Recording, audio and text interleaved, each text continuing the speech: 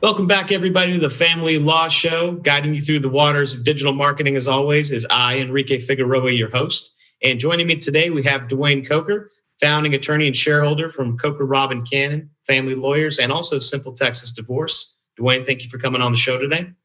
Yeah, you bet. Glad to be here. Now, I know you split your time between Colorado and Texas, and with working from home right now, I know you kind of have the option to bounce around. So you're joining us today from Texas or Colorado? I'm here in Texas. Now, the firm started up in what year again? Why don't you kind of give me the 2-minute history, if you could, kind of like the ground up story of the firm. Yeah, I started the firm in 1998. The firm being me sitting at a desk in a small office, and that being it. But I opened my practice here then, and I'd actually graduated law school in '92. And my wife, we're from Texas, grown up, lived in Texas, and really hadn't been a lot of other places. And my wife was working for a company that was based in Chicago, and she had an opportunity to go manage their flagship store in Kenosha, Wisconsin, which is just a short ways from Chicago. And I thought it was a great opportunity to go see another part of the country that we hadn't seen. And so we decided she took that job. We went to Wisconsin. I took the Wisconsin bar exam, practiced at a firm there for almost 3 years. And then on the way back to Texas, because we knew we always wanted to kind of be here and live here. We know a lot of people. It just kind of made sense from a business perspective wise if I was going to open my own practice. So we came back here. And on the way back, we decided we were going to just kind of take that one trip of a lifetime. And we went and did the Eurail thing through Europe for like 3 months and got a pass and basically slept on trains and backpacked and all that kind of stuff. And really fell in love with traveling, and which has stuck with us for now, I guess, 25 years. And so as part of that, we came back, and on a whim, like on a Friday night, we sent out resumes to a few English language schools in Japan and South Korea and Indonesia. And on Monday, we had a job in South Korea, in Seoul. So we decided to put law practice on the hold for a while. Since I was going to open my own practice, it didn't really matter if we did it right then or a year later. Went to South Korea and taught English for a year, but then fell in love with that and stayed almost 3 years there. So that was a long way around to getting to 1998, which is when I opened the office in Denton, Texas. And then kind of the rest of the story, we've just initially slowly grew. I did a little bit of everything at that point, really anything that walked in the door, because I was trying to pay the bills and stay busy and figure out what I liked. And at some point, I kind of narrowed it down to criminal and family. And I had a lot more family than criminal law. I found family law really challenging, kept me on my toes. While criminal law was fun in some ways, you spend a lot of time in the courtroom. It was a lot of repetitive type stuff. And it was just kind of, it was a good practice, but I really found family law a lot more challenging. And I decided I really wanted to be good at something, at one thing, rather than being okay at a bunch of things. And so I just got rid of everything else and started a solely family law practice at that point, and have continued that until today. With family law, I know that it's very much that every case is going to be different than the last. There's no two cases really alike at the end of the day, like you mentioned. Is that kind of what drew you more to head toward family law? Is that concept that you're going to have kind of a baseline of what you're up against, but then there's going to be a million factors in the way that you have to work through to find, kind of that happy resolution for everyone? Yeah, I think the room for creativity is what has really always made it interesting to me. I do a lot of mediations, and I really like mediations because I think I work harder on some days, when I do a mediation than I work doing anything else. But the challenge of finding that common ground between two people who don't really see having any common ground, or they don't feel like they do, I think that's really worthwhile. The biggest challenge I had when I started family law is I feel like I'm a pretty kind of logical person, the way I think, and so when I got to doing a lot of family law, I was doing almost all criminal and family. probably pretty close to 50-50. And I tell my criminal lawyer friends nowadays that, they represent some of the worst people in the world on their absolute best behavior. And for family lawyers, we represent some of the best people in the world on really some of their worst behavior. These are really great people, you would love to be friends with and hang out with. But for a period of time, it's almost like they're temporarily insane. They're just so angry and frustrated and have so much going on that they really didn't plan for or want in their life. And so initially that challenge was something that almost led me away from family law. Like I felt I had a really hard time understanding someone who might inflict pain for no reason or want to spend money on something when their lawyer is telling them, you're not going to get anything in return for that. You're just wasting your money, but they still want to do it. I had a really hard time with that from kind of the logical perspective. And I spent a lot of time trying to talk clients off of that ledge. And I still do. I think all family lawyers spend a lot of time talking their clients into not doing something bad. I slowly realized once I realized that's part of what they're going through. It's almost part of the grieving process when you're going through divorce and you're kind of losing that marriage that you thought was going to be a lifetime. I realized that that's part of what they have to go through. And once you see that, and then you take on the role of trying to guide them through that and get to the end as, emotionally healthy, fiscally, financially healthy, relationship healthy, get them there in as healthy a way as possible.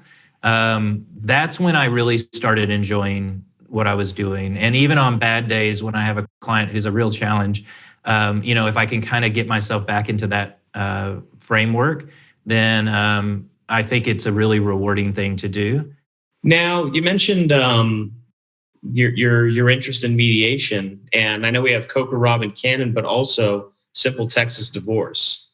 Now, that kind of zest and that love of mediation, is that what pushed you toward creating Simple Texas Divorce as well? And for those who aren't familiar yet, we have Coker, Robb Cannon, and then we also have Simple Texas Divorce. So could you maybe walk us through that real quick, like kind of the very clear difference between the two? Yeah, you bet.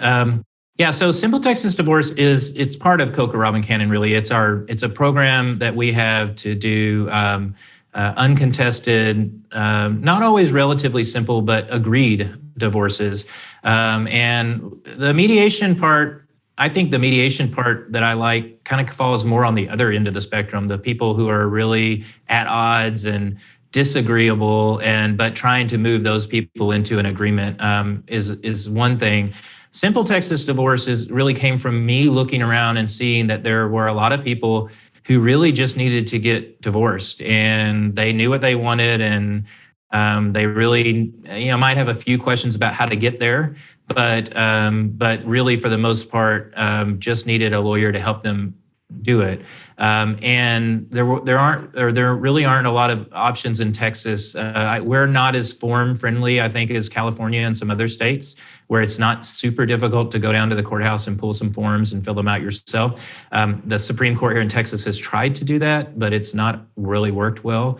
And so these folks really didn't have an option. They would try to do it themselves. They would go to court. I mean, there's stories where the same person goes in for an uncontested prove-up time in the morning on Monday, and they basically go every day for like a week and still don't get divorced because they can't figure out the magic words to say and how to get there. And judges in Texas aren't really allowed to help pro se litigants by telling them what to do. They're really there to listen, and it's the litigant's job to put on the evidence.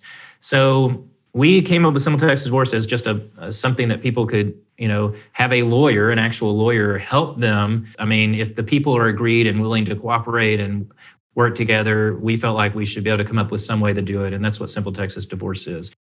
Now, is it essentially more of something that kind of came to you because you saw how difficult the process was to kind of do these quote unquote simple divorces, or rather that you were getting an awful lot of calls to Coker Robb where it justified, like, hey, light switch, maybe we should create, something on the side here that specializes just in that? It's a little bit of both. And there was one other cause too. As far as, we bring a client in to Coker, Robb Cannon as just a regular divorce client. There's a lot of things that we will work with them on.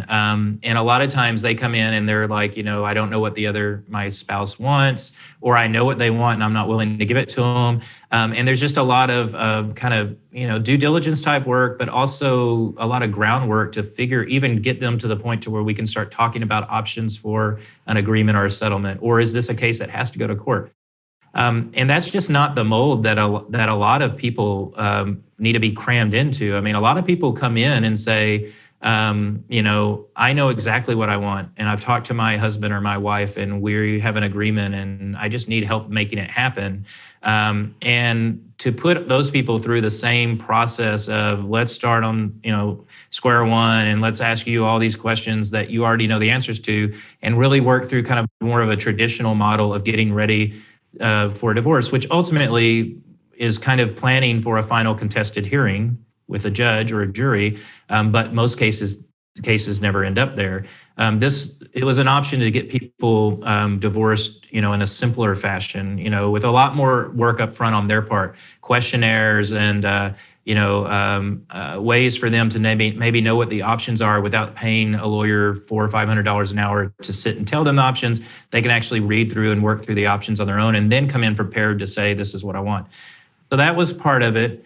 Part of it was we were seeing the attempts at using forms only. So just giving somebody the forms and saying, go get divorced, and seeing how many cases we would have come in a year after somebody did that with a major problem that we ended up spending more time and money helping them fix than had we just been able to do it right the first time. They would, and now that we can explain to people, you can spend X amount of dollars here and get it done right, or you can make a mess of it and then hire a lawyer later and spend 3 times that much.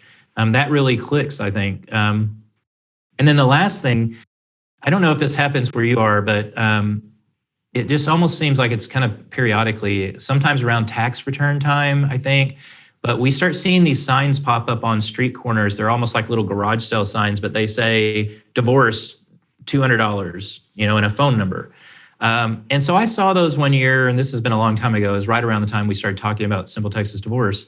And I started calling the number and just kind of seeing what's going on. Like, which one of my lawyer friends here in Denton, Texas, or Frisco, Texas, are doing divorces for $200? Like, I mean, it's unheard of, and I don't see how it's possible. And come to find out, we actually found one person wasn't a lawyer or paralegal or any. They were just basically, I guess it's actually a felony, I think, to the unauthorized practice of law, but they were just kind of helping people get divorced, even though they weren't lawyers. Another person was a paralegal with a fairly well-known law firm down in Fort Worth, who was just doing this as a side gig and hoping nobody found out. Again, improper and illegal in Texas. And that just clicked for me. I thought, man, these people, maybe they only have a few $100s to get divorced, but they're giving it to someone who's not even legally able to help them. And what kind of messes are they ending up in? And, so we just started talking about the idea we needed to figure out a way to help people who can't afford to do kind of the traditional divorce, or even if they can afford it, who don't need that process. They know what they want and they just need help getting it. And you also have a board certification in family law. What is what's entailed in that? Because I know that's a pretty prestigious thing to have. Yeah, it's based in Texas, and it's similar in most states. We have an actual board of legal specialization, and they do certifications for a number of different practice areas: criminal law, family law, personal injury. And so in order to be certified, in order to apply for a specialization, you have to have practiced for a certain number of years. At the time I did it, you had to have had the majority of your practice in family law for 5 years. And then there's a huge long list of things, which is usually the kind of the toughest initial hurdle of things you have to have done before you can even apply. So you have to have a certain number of jury trials in family law. You have to have a certain number of final hearings in front of a judge on child-related issues, on property issues. You have to have done a certain number of mediations or appeals, and those just a whole bunch of a long list of things. Once you have all that, you can apply to go take the test for the board certification, which is without a doubt the hardest exam I've ever taken in my life. It's not even compared to the bar exam, which was you had to have a kind of a shallow knowledge, and shallow is relative. I think a lot of people would consider it more than shallow. But you had to have a broad knowledge about a lot of different things. With the certification areas, whether it's family law or anything else, you have to really know everything that there is to know about it, which is a lot. In Texas, we've had a fairly consistent family law history for 100 plus years. So there's a lot of not only legislative law, like the family code, but you have to know all the court decisions and all the different issues that can come up and the most likely resolutions to those issues. And it was tough. So I did that in 2011. I think it's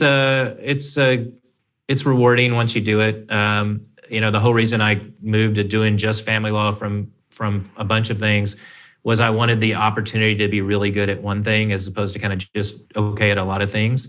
And I did that for a number of years, practicing family law exclusively before I took the board certification exam.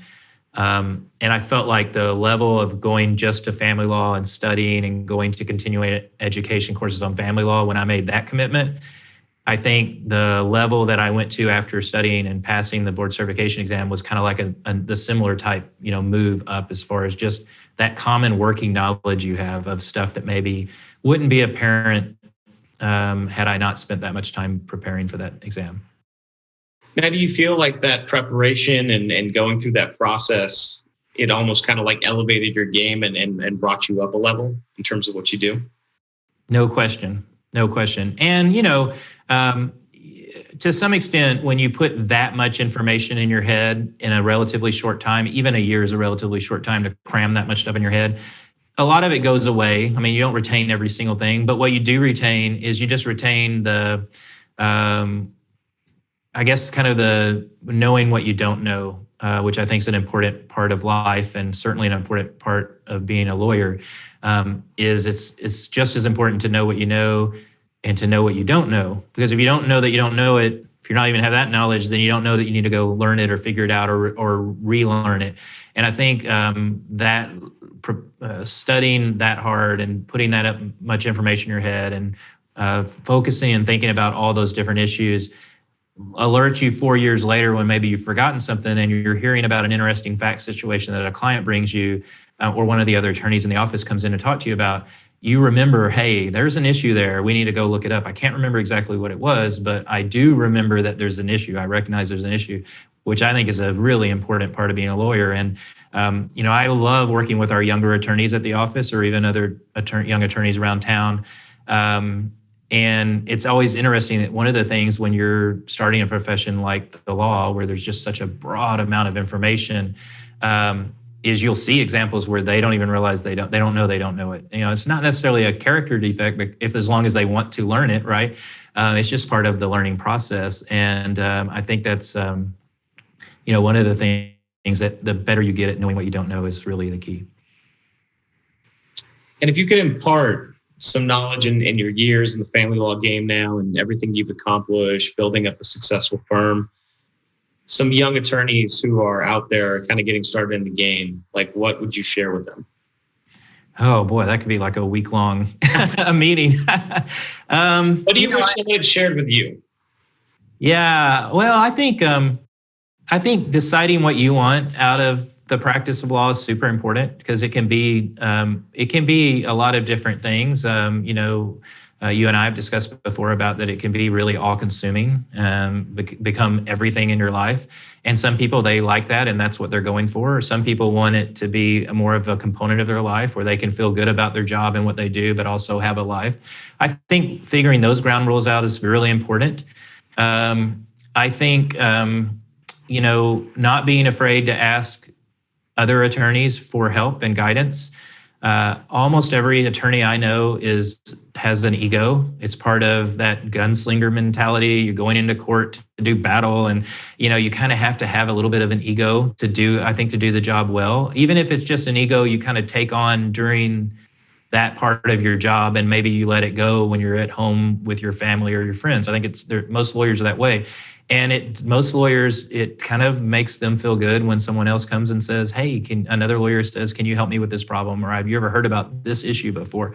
And I started my practice by myself, literally. Like, I answered my own phones and, did everything by myself for at least, I think it was a year and a half probably before I even had a receptionist or a paralegal. And even after that, it was several years before I had another attorney in my office. And the first couple of years there was a lot of stress and worry and nervousness that were completely unnecessary, because had I had another lawyer in my office with more experience, or maybe more friends in the new town I'd moved to, I could have just called and said, hey, I'm going into court tomorrow and I'm going to try to do A, B, and C, and here's what I've done to prepare. Is that right? And almost every single time they would have said, yeah, that's right. And it would have been such a different experience than walking in not knowing if you had thought of everything and covered every base. And once I got some mentors, and then had other attorneys in my office with me, and realized how enjoyable it is to talk with them and bounce ideas off of them and just have them give you a little check and say, yeah, that's right. Or wait, you need to think about one more thing. That made a gigantic difference for how much I enjoyed practicing law and how it lessened the overall just unnecessary stress. Dwayne, I think I could talk to you all day long, but unfortunately, I think we gotta cut it now. But maybe you can come back and join us again on a future episode. I think we just started getting to the surface of what you can offer in terms of just the wealth of knowledge and the information. So I want to say thank you so much for joining us today, Dwayne. Once again, everyone, Dwayne Coker of Coker, Robb Cannon and Simple Texas Divorce. And this is the Family Law Show. I'm your host, Enrique Figueroa. And if you've enjoyed the episode, please make sure to hit subscribe below or visit us on scorpion.co. Thank you so much, everyone. Have a great day. Thanks.